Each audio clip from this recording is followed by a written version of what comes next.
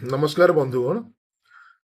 ଏ ନିକଟରେ ଯେତେବେଳେ ଧର୍ମେନ୍ଦ୍ର ପ୍ରଧାନ ଓଡ଼ିଶା ଆସିଲେ, କିଛି ଲୋକ ତାଙ୍କୁ ନେତା ହେବା ପାଇଁ ବିରୋଧ କଲେ, କିନ୍ତୁ ସେମାନେ ତ ଲୁଚିକି ରହିଲେ, ବାହାରକୁ ବାହାରିଲେ ନାହିଁ, ସେଟା ଛାଡ଼ନ୍ତୁ।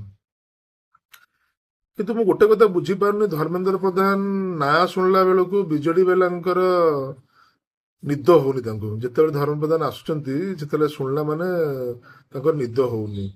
ଏ ଯୋଉ ଭିଡ ଦେଖୁଛନ୍ତି, ଜନନାୟକ ବର୍ତ୍ତମାନ ମୋ ମତରେ ସେ ବର୍ତ୍ତମାନ ଓଡ଼ିଶାର ଯୋଉ ଜନନାୟକ ହବାକୁ ଯାଉଛନ୍ତି।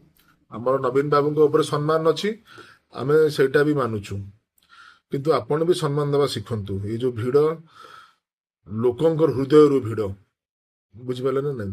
ତାପରେ ସେକେଣ୍ଡ କଥା କହିବାକୁ ଚାହୁଁଛି, ମୁଁ କିଛି ଦିନ ତଳେ ରୁବେନ ବାନାର୍ଜୀଙ୍କର ଗୋଟେ ବହି ପଢିଥିଲି।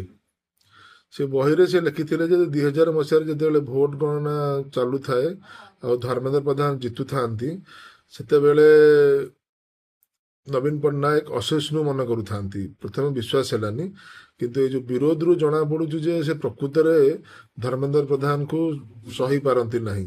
ଅବଶ୍ୟ ଜଣେ ନେତା ଜଣେ ନେତାକୁ ଚିହ୍ନେ, ଜଣେ ଜନନାୟକ ଆଉ ଜଣେ ଜନନାୟକକୁ ଚିହ୍ନେ।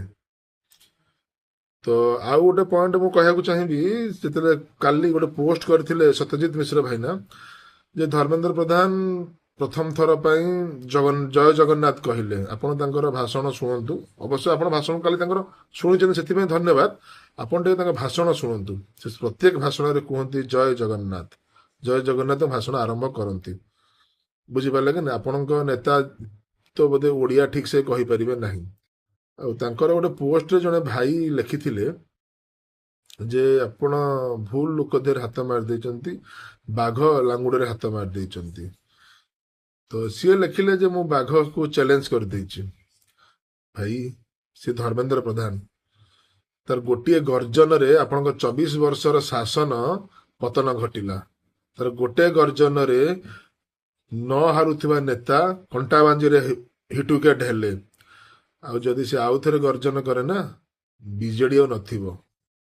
ଧର୍ମେନ୍ଦ୍ର ପ୍ରଧାନ ବର୍ତ୍ତମାନ ଓଡ଼ିଶାର ଜନନାୟକ ହେଇଗଲାଣି। ଜୟ ଜଗନ୍ନାଥ।